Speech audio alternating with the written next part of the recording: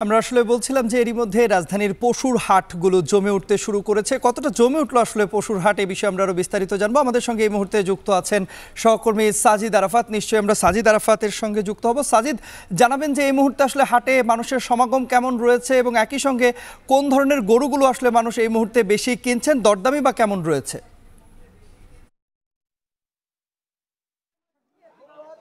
তন্ময়, সারাদিনই আমরা আজকে গরুর যে হাট, সে হাটগুলো ঘুরছিলাম দুপুরের পর থেকে।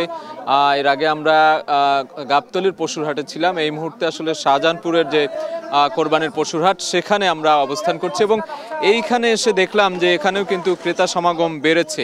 আজ শুক্রবার ছুটির দিন, সেই জায়গা থেকে একেবারে শেষ মুহূর্তে কেনা বেচা কিন্তু জমে উঠেছে। ক্রেতারা এখানে অভিযোগ করছিলেন, যেটি অনেকেই বলছিলেন যে অন্যবারের তুলনায়, গেলবারের তুলনায় এবার কিন্তু দাম একটু বেশি হাঁকানো হচ্ছে। এখানে আমরা দেখেছি যে গাবতলীতে খুব অনেক বড় বড় হাইব্রিড জাতের, বিভিন্ন জাতের গরু আমরা দেখেছি, কোরবানির পশু।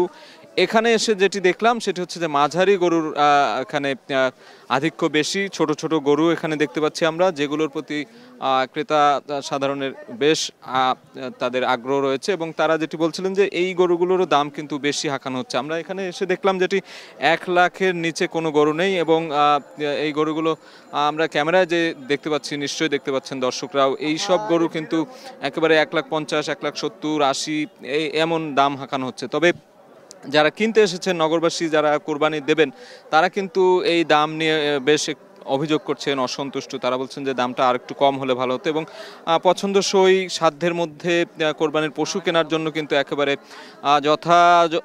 যথেষ্ট চেষ্টা করছেন তারা, যেহেতু সময় হাতে নেই। আজকে শুক্রবার, এরপরে হাতে আর 2 দিন আছে। এই 2 দিনের মধ্যেই কিন্তু তাদের এই কোরবানির পশু কেনার যে কাজটি, সেটি শেষ করতে হবে। এবং বিক্রেতারা যারা বলছিলেন যে অনেক গরু যারা নিয়ে এসেছেন, কেউ কেউ ঢাকার বাইরে থেকে, বিভিন্ন জামালপুর, ময়মনসিংহ, রাজবাড়ী, বিভিন্ন অঞ্চল থেকে যারা এসেছেন, 15টি, 20টি, 25টি করে গরু এনেছেন যারা, তারা বলছিলেন যে এখন পর্যন্ত 2-3টি বা 4টি, 5টি করে বিক্রি হচ্ছে, বাকিগুলো এখনো পর্যন্ত তারা বিক্রি করতে পারেননি। তবে বাকি যে সময়টুকু আছে তাতে বাকি গরুগুলো বা এই যে তাদের যে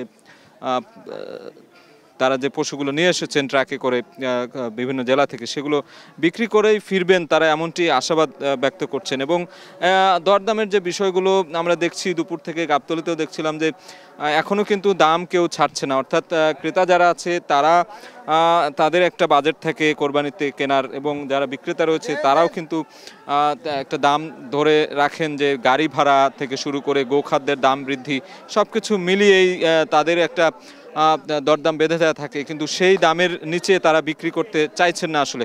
তবে শেষ পর্যন্ত, শেষ মুহূর্তে তারা কতটা দাম ছাড়বেন এবং ক্রেতারাও যারা কিনতে এসেছেন কোরবানির পশু, তারা বা কতটা সাধ্য মতো কিনতে পারবেন কিনা, সেই জায়গাটি কিন্তু এখন দেখার বিষয়। সেই দরদামের বিষয়টি কিন্তু চলছে এই হাটে, আমরা এসে দেখলাম। তো কোরবানির এই যে আজকের যে হাট শাহজাহানপুরের, সেখান থেকে সবশেষ খবর ছিল আমার কাছে।